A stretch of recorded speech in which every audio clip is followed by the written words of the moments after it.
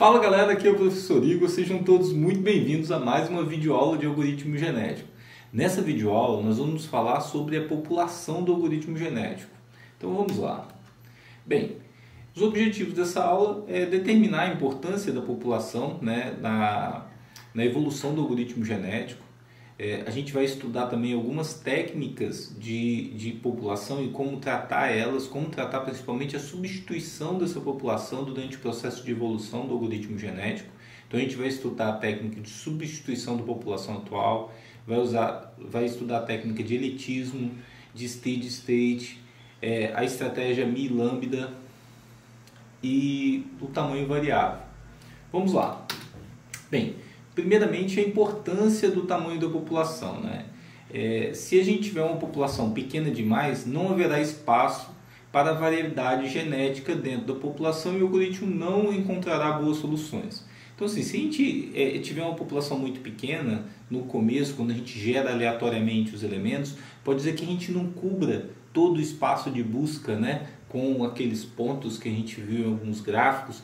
Então a gente não consegue colocar todas as soluções em pontos variados e acaba que a gente talvez numa determinada área a gente não consiga encontrar o conjunto de solução se a gente tiver uma população muito pequena, né, e de certa forma não conseguir abranger com toda a área do conjunto de solução.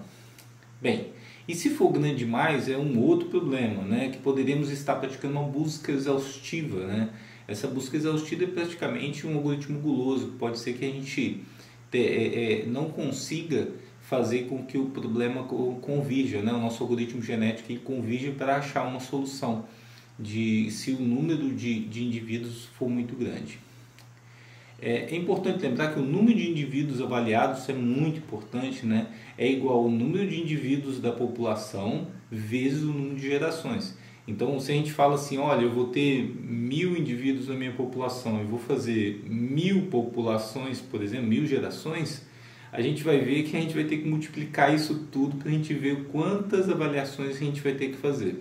E dependendo do problema, o processo de avaliação do indivíduo ele é custoso. Se for, por exemplo, um problema de avaliação de tempo de produção, que a gente tem que talvez trabalhar uma simulação do processo de produtivo de acordo com a sequência, alguma coisa assim, isso pode ser demorado o processo de avaliação. E se a gente tiver que avaliar um número de indivíduos muito grande durante todas essas gerações, pode acontecer da gente ter um tempo muito grande do nosso algoritmo, ok?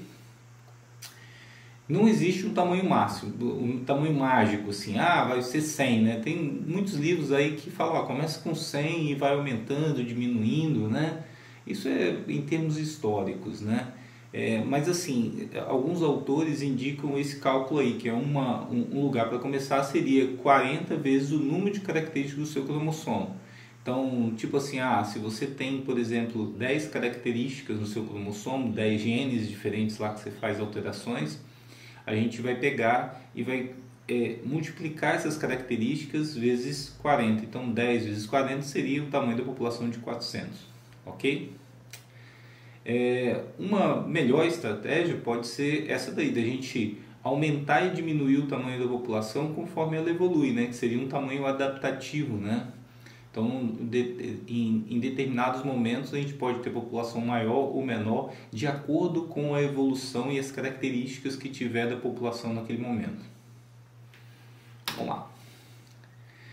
Como aplicar um tamanho adaptativo, né? Então, nesse caso do tamanho adaptativo, uma boa ideia pode ser fazer a população crescer de acordo com a avaliação. Ou seja, a população bem avaliada vai ser maior. Então, por exemplo, se num dado momento a gente tiver com o algoritmo lá com o tamanho 100, por exemplo, e a minha população ela melhorou muito a qualidade, vamos supor, a média de avaliação dela partiu de um ponto e foi para outro. Opa, minha população melhorou a qualidade da minha população. Então, às vezes, o que acontece? Como a minha população está muito boa, talvez não vale a pena eu matar todos aqueles indivíduos que eu iria matar. Eu vou deixar um pouquinho mais sobreviver, porque esses indivíduos são melhores. Isso acontece também na nossa evolução natural da população, né? Os indivíduos melhores, pode ser que a população fique maior, porque tem uma qualidade maior dos indivíduos que fazem parte dela. Então, assim, nesse momento a gente pode, se eu tive uma melhora de tantos por cento, eu vou aumentar em tantos por cento também o tamanho da minha população. Né? Esse número não é um número mágico, mas vocês também podem estar trabalhando no número fixo. Isso vai depender também das características do problema e tem que fazer testes empíricos, né? Outra boa ideia é aumentar o tamanho da população se estiver ocorrendo convergência genética, né? Então, por exemplo, e ainda não chegamos perto do desempenho desejado, lógico. Então, se a gente não está conseguindo encontrar a melhor solução e está tendo convergência, é porque a gente achou um ótimo local e o algoritmo, por algum motivo, está achando que aquele ali é a melhor solução e não está conseguindo sair dali, né? Então, está convergindo. Então, assim, nesse momento, a gente pode falar assim, olha, eu vou aumentar o tamanho da população, aí esse aumento pode ser deixar a população crescer mais ou até adicionar alguns indivíduos aleatórios na população para a gente poder tirar esse ponto ali de onde está ocorrendo a convergência, né? E talvez chegar em um outro ótimo local que pode ser um ótimo global também, entendeu? Então a gente pode, nesse momento que está ocorrendo a conversão, a gente pegar e falar, não, ó, vou aumentar a população para mim poder aumentar a diversidade dos indivíduos e automaticamente conseguir alcançar outros pontos dentro do conjunto solução, ok? Bem, a primeira técnica que a gente vai ver de substituição da população, então imagina-se o seguinte, eu estou numa população atual, eu vou partir dessa população e criar a nova geração. Então, como que a gente faz para fazer a substituição, né? Como que eu pego a população atual, crio filhos fazendo seleção, mutação e cruzamento e insiro esses elementos na próxima população? Como que a gente faz isso, né? Então, essa técnica de substituição é a mais simples, né? O método mais simples é o de substituir a população atual pela nova população criada a partir dos operadores de seleção, cruzamento e mutação. Assim, os filhos criados são armazenados em um espaço auxiliar até que o número de filhos criados seja igual ao tamanho da nossa população. Nesse ponto, os filhos são copiados por cima dos pais. Então, simplesmente assim, a gente vai ter a população de pais, a gente vai criando esses filhos, né? Quando o tamanho desses filhos aqui, né, o tamanho dessa população tiver igual ao tamanho da população de pais, a gente simplesmente mata esses pais e a nova geração vai ser somente os filhos. Bem, aqui a gente tem um problema, né? Eu não gosto muito dessa estratégia, mas pode ser uma opção. Essa estratégia acaba permitindo a morte, né, de indivíduos que poderiam ser até os melhores indivíduos da população. Se prematuramente lá você deu um chute, por exemplo, lá no aleatório, né, que isso pode acontecer e acontece, e você acertou lá a melhor solução de cara, pode ser que você reproduza os filhos, né? Aquele indivíduo que é o melhor, ele se reproduza também, então vai gerar pontos que não são iguais a ele, né? E nesse momento que ocorre a reprodução, você acaba perdendo aquele melhor indivíduo, né?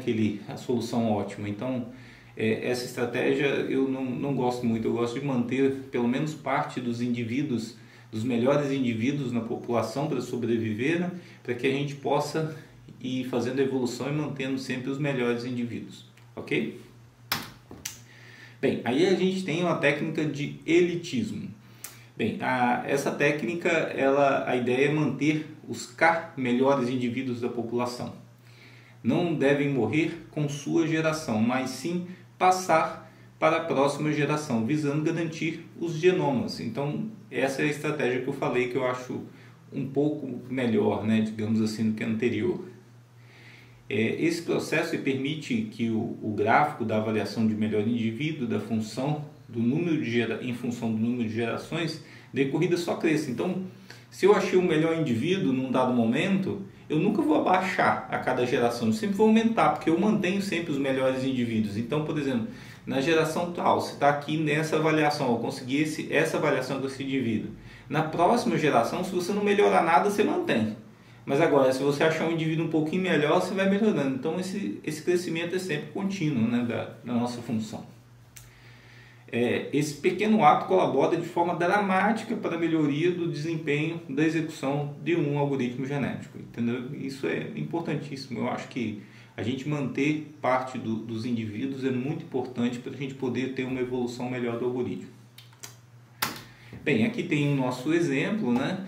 Então o que acontece? Eu tenho os pais, tenho os filhos, a partir desses pais a gente gera esses filhos aqui, depois a gente agrupa eles na população, ordena, né? Faz uma ordenação pela avaliação, e esses K elementos aqui, eles sobrevivem. Esses K que sobrevivem, ele pode ter tanto os filhos quanto os pais, entendeu? Porque você pode fazer com que os elementos sobrevivam. Tem algumas estratégias que não agrupam a população. Ele pega os K melhores indivíduos aqui dos pais, né? E faz com que a próxima população utilize esses melhores dos pais. E o restante aqui para baixo, né? Que na verdade aqui é só o que a gente vai sobreviver, os indivíduos que vão sobreviver, eles são compostos somente pelos filhos, né?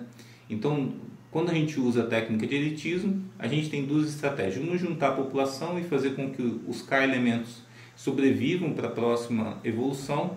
E a outra técnica seria pegar os melhores K pais aqui, né? Sei lá, 5, 10 pais melhores, e fazer com que eles sobrevivam para a próxima população. O restante são completados pelos filhos, ok? Bem, a técnica Steady State é uma técnica de reproduzir uma característica natural das populações biológicas, né? Uma vez, em vez de criar a população completa de uma só vez, cria-se os indivíduos um a um, substituindo pelos piores pais. É uma opção.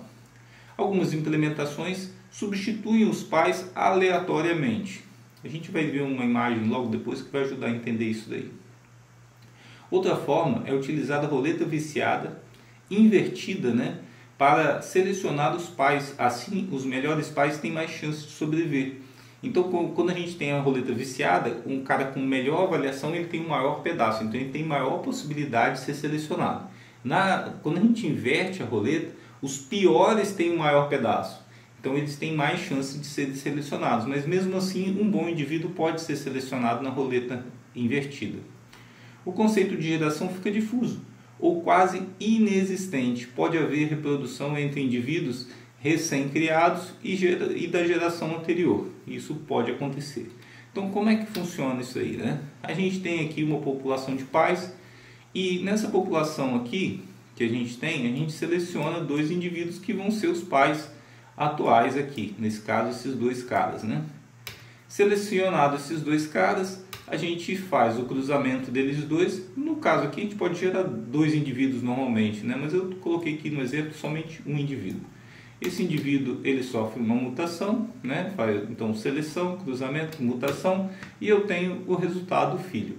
Esse cara, ele é inserido no lugar do pior indivíduo da população. Nesse caso aqui, né? A gente está aqui no finalzinho, ele foi inserido aqui. Vocês viram que a gente tem variações desse processo de inserção. A gente pode inserir ele, por exemplo, num ponto aleatório. Então, eu faria uma roleta sem, na verdade, um sorteio aleatório. E nesse sorteio poderia ter caído aqui, por exemplo, e eu vou substituir ele aleatoriamente. Eu não gosto de sorteio aleatório porque pode substituir um melhor indivíduo que pode ser prejudicado. A ideia da roleta pode ser interessante, né? A roleta viciada invertida, né? Para fazer a seleção deles. E ainda existe uma outra técnica que é interessante comentar, que quando você cria os dois filhos, por exemplo, que a gente criou só um, mas você poderia estar criando dois de uma vez, a gente substitui pelos dois pais anteriores. E ainda existe uma outra técnica elitista que quando eu crio os filhos, ele verifica se os filhos são melhores do que os pais, e se eles forem melhores, ele substitui na população, se não, mantém os pais. Entendeu? Também uma opção elitista. A gente tem que tomar cuidado quando a gente fala em elitismo, que a gente tende a falar assim, para mim é melhor que os melhores indivíduos sobrevivam, né? Mas só que isso pode fazer com que a gente tenha uma conversão, né, do algoritmo, uma convergência prematura do algoritmo, e dessa forma a gente comece a ter problemas, por exemplo, de não conseguir chegar nos ótimos globais, ok? Então a gente tem que tomar cuidado com isso. Então, nesse momento nesse caso aqui, né, nesse exemplo, né, a gente pegou e substituiu o filho, a gente pegaria e já faria o que? Voltaria para a população de pais, né, agora com essa nova população, com esse indivíduo tendo sido substituído aqui embaixo, né? Ela passaria a ser a população atual e começaria a fazer o processo de novo. Então aqui a evolução iria acontecer nesse formato. Bem, essa técnica permite uma maior dominação dos melhores esquemas, né? Fazendo com que a população convija mais rapidamente, especialmente quando se elimina os piores pais. Caso os filhos reproduzam com os seus pais, pode não acrescentar nada na diversidade genética da população, até mesmo podendo gerar indivíduos iguais.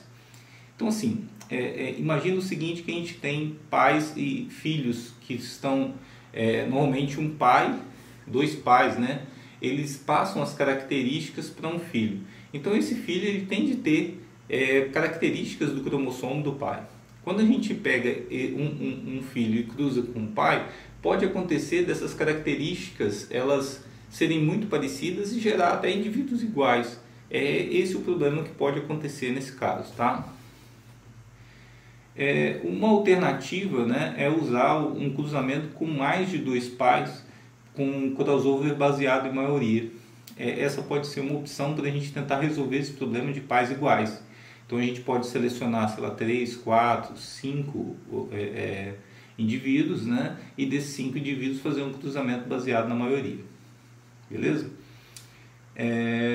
Outra alternativa é testar se os pais têm mais de K genes iguais e proibir a reprodução. Então se por acaso a gente fizer a reprodução e os filhos tiverem genes muito parecidos com os pais, a gente impede a reprodução e cancela aquela reprodução e seleciona outros pais. Uma ideia é não permitir inserir indivíduos duplicados na população. Essa pode ser uma opção também, mas só que é muito custosa, né? Se a gente for testar, por exemplo, a cada indivíduo que eu gero, testar com todos os indivíduos que já estão na população para ver se os genes do cromossomo são iguais, é um processo custoso para você poder estar desenvolvendo, beleza? Bem, a estratégia milâmbida. Nada impede que a próxima geração seja gerada a partir dos melhores indivíduos existentes, tanto da população existente quanto dos filhos gerados. Membros da população original geram lambda filhos. Então a gente tem assim o número de membros da população original que geram lambda filhos. Geralmente os filhos, a quantidade são maior do que a quantidade da população atual.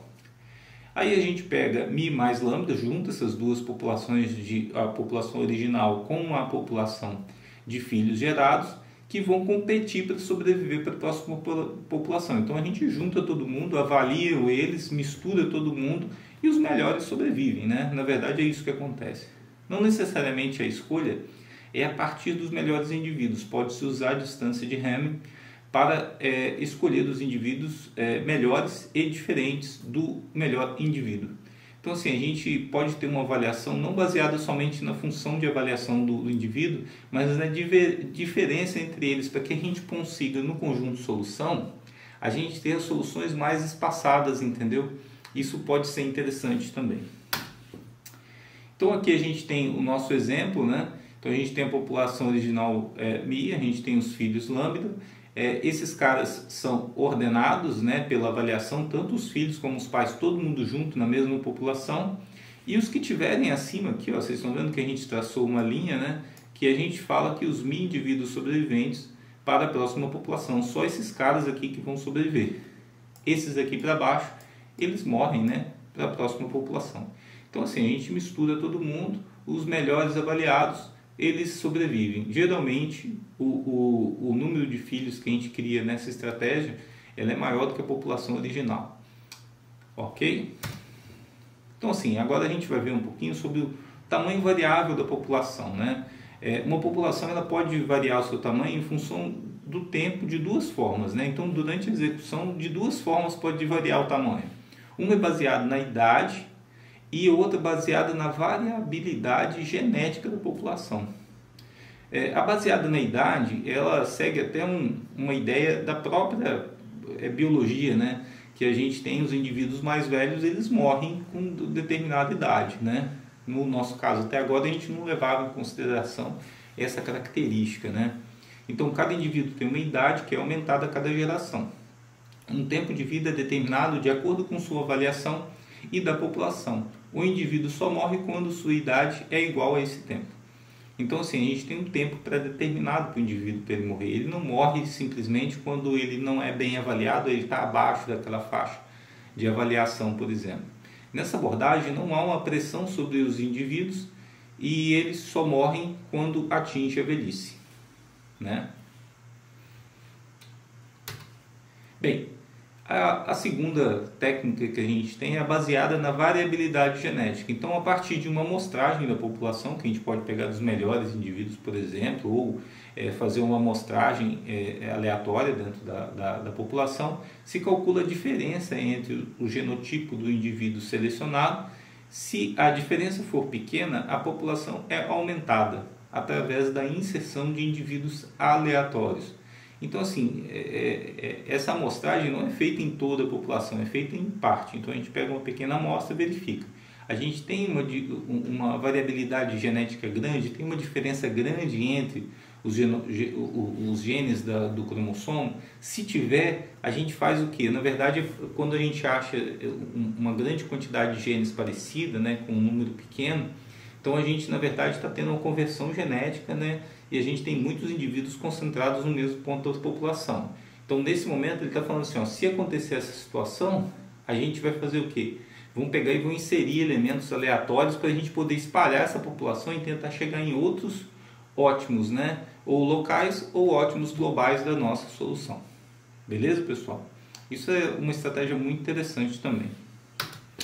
Beleza, pessoal? O que a gente tinha para falar sobre o tamanho da população, sobre a população é isso.